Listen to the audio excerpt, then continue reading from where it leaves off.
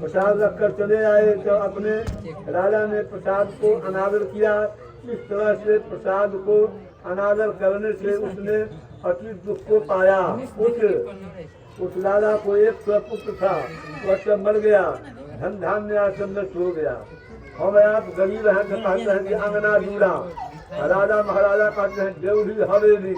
जब राजा पूजा में से वापस लौट करके जाते थे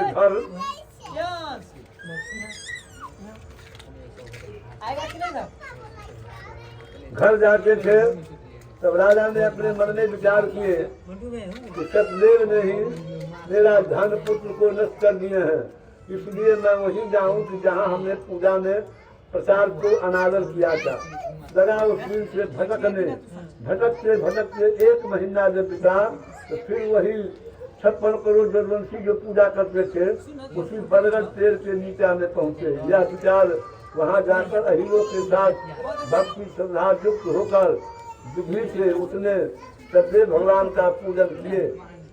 जब सदैव भगवान के प्रसाद से धन पुत्रादि संयुक्त हुआ और इस लोक में सुख पाकर अंत में सदैव लोक में चले गए। जो प्राणी अति दुर्लभ इस सदैव भगवान के भक्त को जो करते हैं और भक्ति युक्त होकर जो पवित्र फल देने वाले कथा को जो सुनते हैं, उनके सदैव भगवान के प्रसाद से धन धन्यादि प्राप्ति होता है।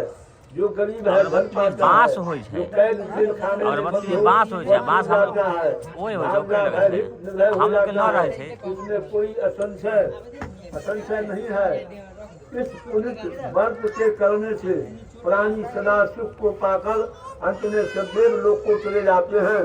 सूर्य जी कहते हैं, हे विप्र, मैंने सत्यनारायण भगवान के व्रत को आप लोगों से कहा, जिसके करने से मनुष्य छूट जाते हैं।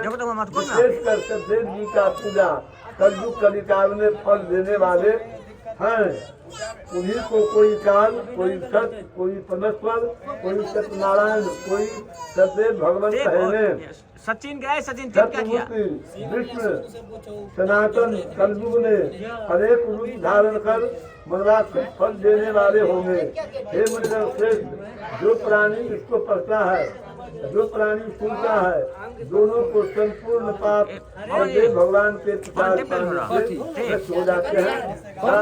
धन धान्य का प्राप्ति होता है, नाना प्रकार का असंशय आश्चर्य सब दूर हो जाता है। सप्तमोध्याय। प्रेम से बोल सत्यनारायण भगवान की जय।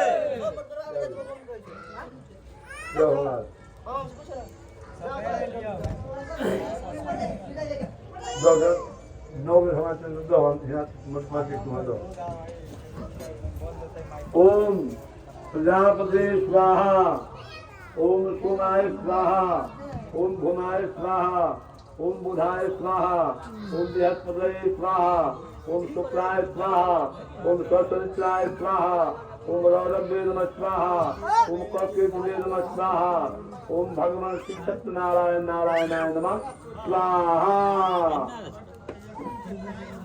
तो थैया मंगाना की करे